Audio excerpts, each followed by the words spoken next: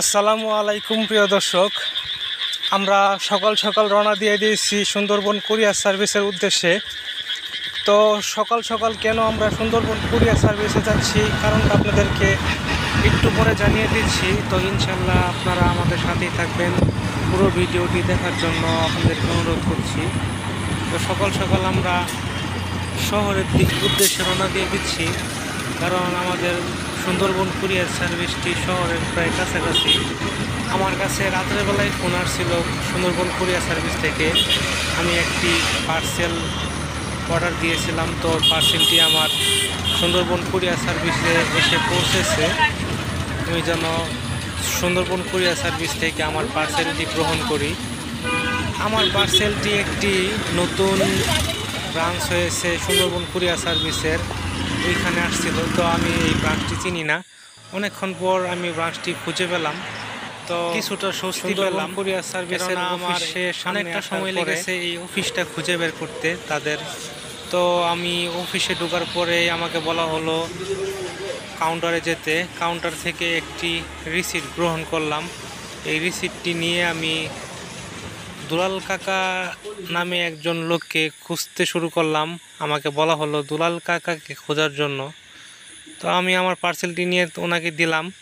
উনি আমার পার্সেলটি আমাকে নিয়ে বের করে দিল। তো আমাকে একটা গেট পাস দিয়েছিল, এই গেট পাস দিয়ে উনি আমাকে এই পার্সেলটা বাহির পর্যন্ত দিয়ে আসবে। পরে আমি আমার পার্সেলটি নিয়ে বাড়ির দিকে রওনা দিই। তো পার্সেলটির ব্যাপারে আপনাদেরকে কিছু কথা বলি। আমার মুরগিগুলো যেহেতু বড় হয়ে গেছে, তো এই মুরগিগুলো খুবই চঞ্চল প্রকৃতির, যে কারণে আমার খাবার পাত্র, পানির পাত্রগুলো ঠিকঠাক থাকছিল না। পাত্রগুলো কিছুটা খালি হইতেই তারা পাত্রগুলো ফেলে দিচ্ছিল দৌড়াদৌড়ি করে, বিভিন্ন ধরনের সমস্যা হচ্ছিল, যে কারণে আমি এই পানির পাত্র, খাবার পাত্রর নিচে দেওয়ার জন্য এই স্ট্যান্ডগুলো আমি নিয়েছি। ওই সবুজটা হচ্ছে পানির পাত্রর নিচে দেওয়ার জন্য এবং লালটা হচ্ছে খাবার পাত্র নিচে দেওয়ার জন্য। তো আপনাদেরকে দেখানোর চেষ্টা করছি, এটা হচ্ছে খাবার পাত্র নিচে দেওয়ার জন্য একটু বড় সাইজ, এবং সবুজটি হচ্ছে পানির পাত্র নিচে দেওয়ার জন্য। তো আমি এই পাত্রগুলো নিয়ে দ্রুত দিয়ে দেওয়ার চেষ্টা করছি।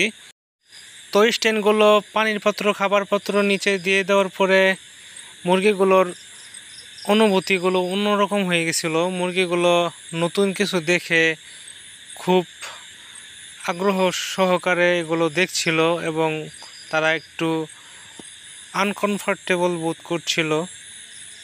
তো এখন সব ঠিকঠাক। তো আমি মুরগিগুলোর খাবার পাত্র, পানির পাত্র নিচে স্ট্যান্ডগুলো দেওয়া শেষ করে আমার কিছু ইটের অর্ডার দেওয়া ছিল। এই ইটগুলো আমি রিসিভ করছিলাম, আমার ঘরের কিছু কাজ আছে। তো এই ফার্মের পাশেই আমি আমার ইটগুলো রাখছিলাম। আব্বুর একটা বাগান আছে আমার ফার্মের পাশেই, তো এই বাগানের পাশেই আমি রাখছিলাম, কারণ আমার ঘরের ভিতরে বা ঘরের বাড়ির কাছাকাছি আমার ইটগুলো নেওয়ার মতো জায়গা ছিল না, গাড়ি ঢোকার মতো।